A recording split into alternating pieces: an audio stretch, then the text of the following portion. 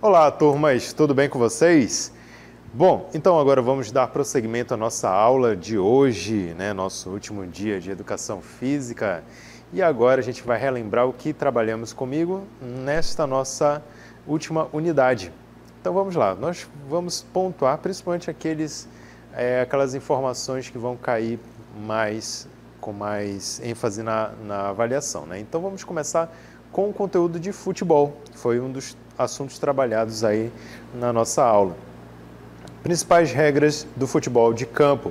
Nós aprendemos que o futebol é um esporte coletivo que tem como finalidade fazer com que a bola entre na trave adversária, usando para isso chutes na bola, né, para poder impulsioná-la. Então, com relação às regras, ela diz o seguinte: no futebol de campo, tá? 11 jogadores, sendo 10 na linha e 1 no gol. É assim que é constituído uma equipe no futebol de campo. Então, 11 jogadores para um lado, 11 jogadores para o outro lado. É constituído também por um árbitro central e 2 de linhas, que são conhecidos como os bandeirinhas. É constituído também por 2 tempos de 45 minutos e intervalos de 15 minutos. Ok? Então, esse é o tempo oficial do futebol de campo, né? Cada tempo tem 45 minutos e aí entre eles um intervalo de 15. O gol acontece quando ultrapassa a linha abaixo do travessão.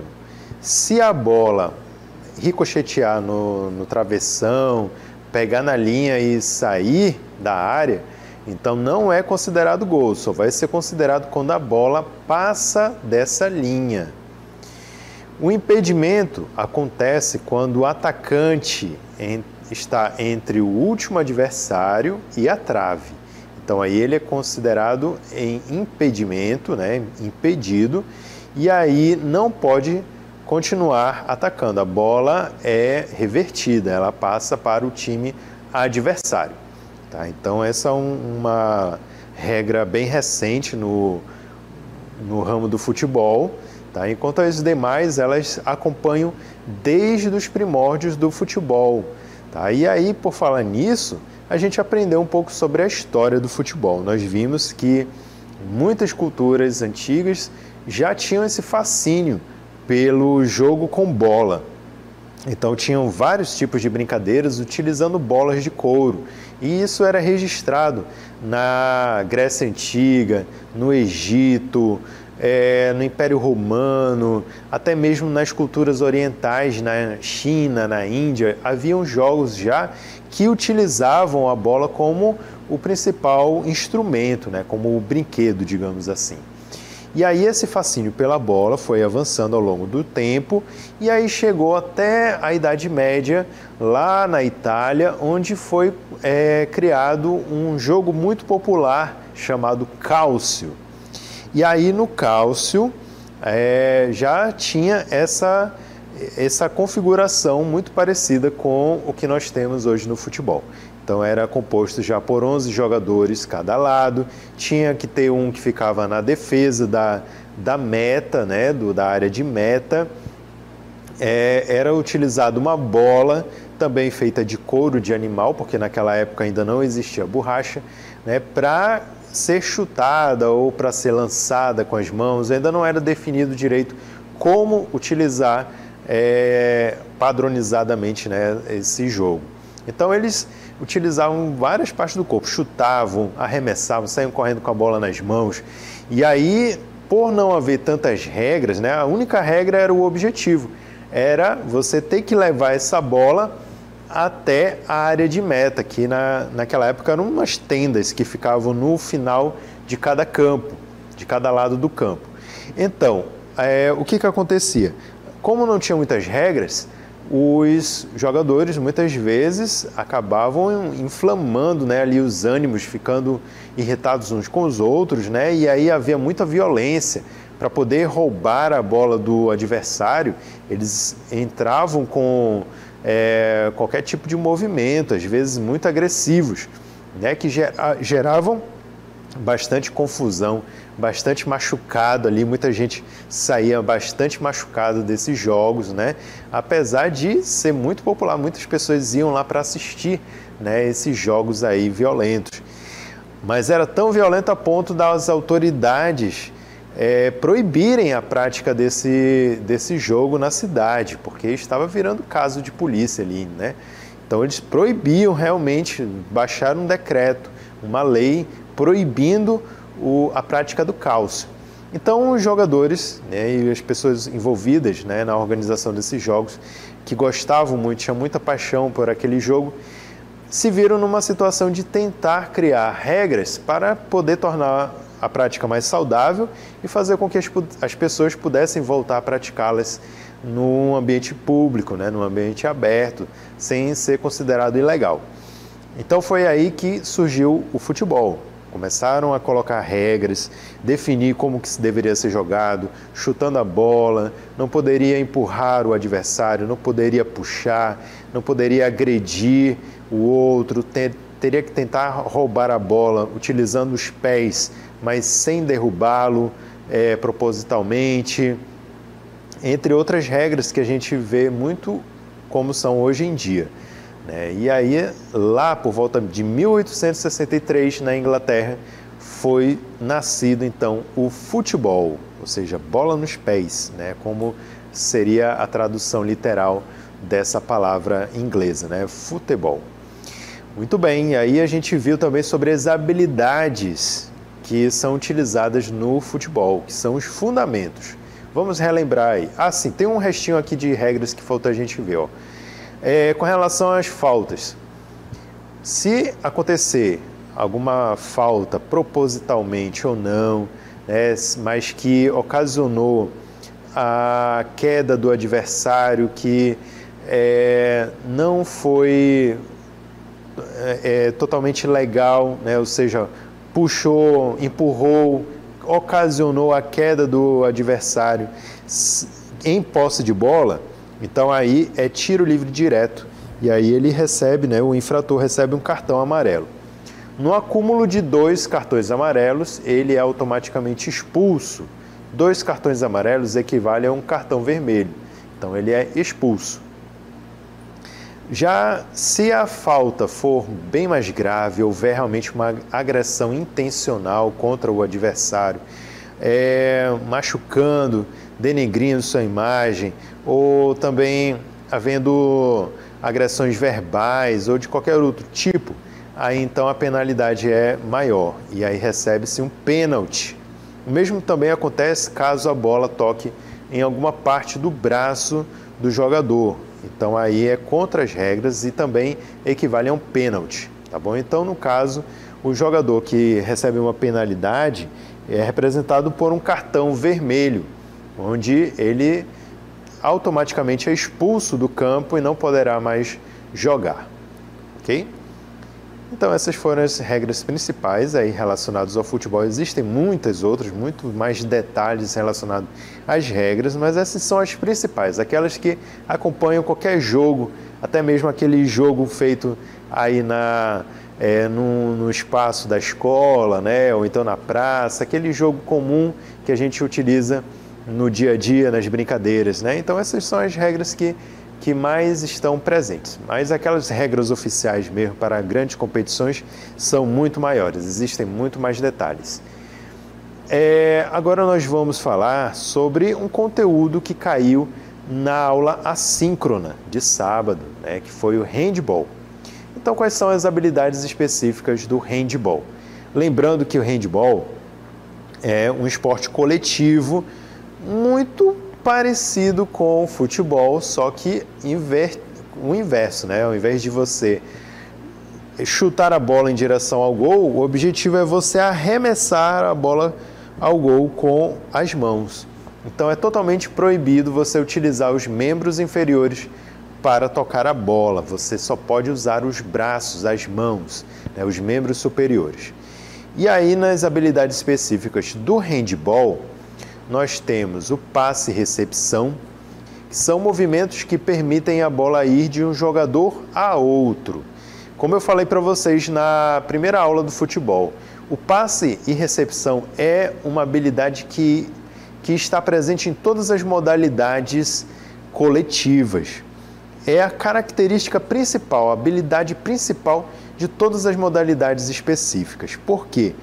Porque sem o passe você não consegue fazer um trabalho em equipe. Então, modalidade coletiva exige isso, né? Exige que você saiba trabalhar em equipe, que você saiba dividir a bola com os seus colegas, os seus parceiros de equipe. Se você não souber fazer isso, você vai estar fazendo uma atitude egoísta, né? Vai tentar ser o famoso fominha, que pega a bola só para si e tenta resolver tudo sozinho. As chances de essa tentativa dar errado são muito altas. E aí, tanto o jogador fominha se submete ao fracasso, né, da sua tentativa, como também pode levar a sua própria equipe toda ao fracasso, né? Então, saber passar a bola é importantíssimo, é uma habilidade importantíssima para trabalhar em equipe, né? Então aí a gente leva todos esses fundamentos para a nossa vida como um todo. Quem pratica esportes coletivos e joga dessa maneira, com essa consciência, acaba levando para a sua vida esses ensinamentos, né? Saber dividir, saber delegar tarefas, saber trabalhar em conjunto, cooperativamente. Tá? Então, passe e recepção é isso. Passe é você, no caso do handball, arremessar a bola, né? E para isso existem vários tipos de passe. E recepção é a atitude de quem recebe a bola, é de quem pega a bola, né? No caso da mesma equipe. O arremesso é outra habilidade específica. Arremessar exige muito mais que força. Exige precisão, agilidade e criatividade.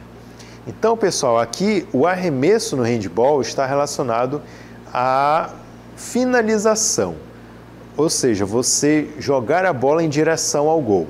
Tá? Então, qualquer outro movimento com as mãos é arremesso? né? Como a gente viu em outras aulas. Mas, no caso do handball, quando a gente fala de arremesso, está relacionado à finalização. Você pegar a bola e tentar já jogá-la direto para o gol. O passe é uma forma de arremesso? Né? Mas é um arremesso para o seu colega. Então, por isso, recebe o nome de passe. Tá bom? Mas o jogar a bola para o gol é o arremesso. Esse é o nome dessa habilidade específica. E aí, como estava escrito lá, ela exige não só força. Não adianta ter só força. Se você tiver somente força, você pode fazer esse movimento com toda a força possível, mas se não tiver precisão, ela vai para qualquer outro lado, gente. Ou então ela vai direto para as mãos do goleiro. Então é preciso ter precisão, você saber aquela pontaria, né, certinho. Você foca um ponto no gol e arremessa com toda a força possível para ela ir direitinho naquele ponto. Isso é precisão. Agilidade. Por que precisa agilidade?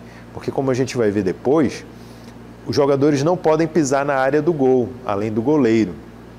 Então, para eles poderem se aproximar da área do gol em si, os jogadores precisam saltar e arremessar essa bola antes de pisar no chão novamente, certo? Então, para isso exige muito movimento.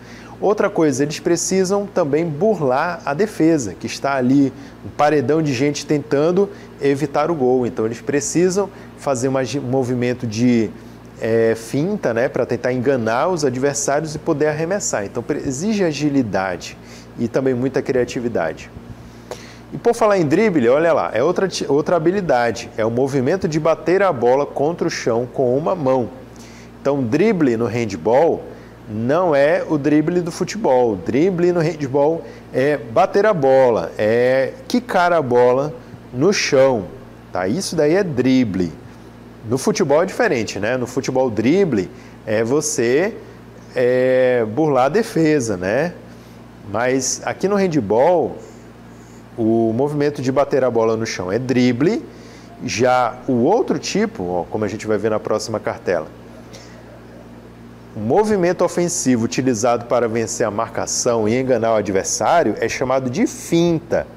Tá? Então não confundam, no handball tem diferença, drible é uma coisa, finta é outra. Já no futebol, drible e finta é a mesma coisa. E nós temos também a defesa, que é a habilidade do goleiro, porque ele é a última linha de defesa e, portanto, deve ser ágil e perspicaz o suficiente para impedir que a bola entre no gol.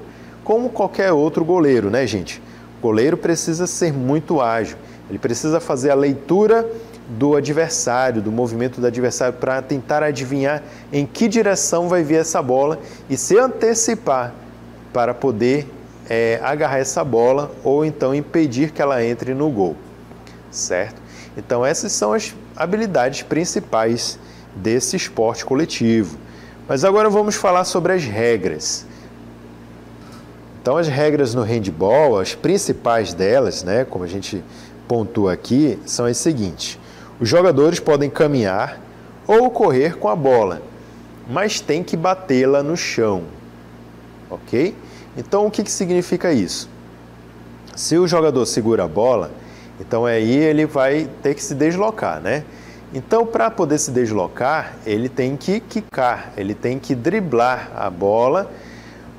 E se ele der até 3 passos com a bola parada na mão, ele tem que voltar a quicar essa bola no chão para poder continuar andando. É diferente do basquete, né? No basquete, se você segurar a bola, você tem até 3 passos para dar. Mas aí, depois de 3 passos, ou você arremessa a bola para a cesta, ou você passa para um colega, né? No handball, não. Se você segurou a bola, você tem até 3 passos para avançar. Se você der mais um passo, aí tem uma falta, sim, aí é reversão, né? Mas se você der 3 passos e quiser continuar andando, você tem que quicar a bola, obrigatoriamente, né? Tem que driblar para poder continuar avançando. Outra regra diz o seguinte, ó, o time que está com a bola deve ir ao ataque em 3 segundos. Então, quando o seu time está com a bola em mão e você está no seu lado da quadra, vocês têm até 3 segundos para avançar para o lado adversário. Se não avançar, vocês vão receber uma falta, né? E aí é passada a bola também para o time adversário. Outra coisa, empurrões, puxões, segurar o adversário, bater e pular no adversário são considerados faltas. Um jogador pode ser punido de 3 maneiras: advertência, exclusão e desclassificação. E agora vamos olhar aqui, junto comigo, como é que é uma quadra de handball. Né? Quadra de handball. Eu vou mostrar aqui para vocês. Nessa figura, nós temos aqui uma imagem. Vamos primeiramente observar as dimensões do gol. Olha só, ele é bem pequeno, né? Só tem 3 metros de largura por 2 metros de altura. Né? Então, é bem pequeno, portanto, é bem difícil, né? de você conseguir atingir. Né? Vamos agora observar a quadra. Olha só aqui, ó. Nós temos um tamanho oficial de 40 metros por 20, ok? Então, 40 metros de distância, né, por 20 de largura. A linha de fundo tem 20 metros e as linhas laterais, elas têm 40 metros. Além disso, nós temos aqui a área do goleiro, que é essa daqui pintada de azul, tá bom? Então, é nessa área que ninguém pode pisar, nem mesmo os do seu próprio time. Somente o goleiro pode ficar nessa área. Somente ele também é permitido usar as pernas para chutar a bola, para defender, né? Já todos os outros jogadores só podem utilizar as mãos para tocar na bola. Caso haja um pênalti, aí ele é cobrado a partir dessa linha pontilhada aí, ó, que é a linha de 7 metros. Tá bom? Então, essa daqui é a área oficial do handball. Só para a gente ter uma ideia, mais ou menos. E aqui a gente chega até o final dessa nossa revisão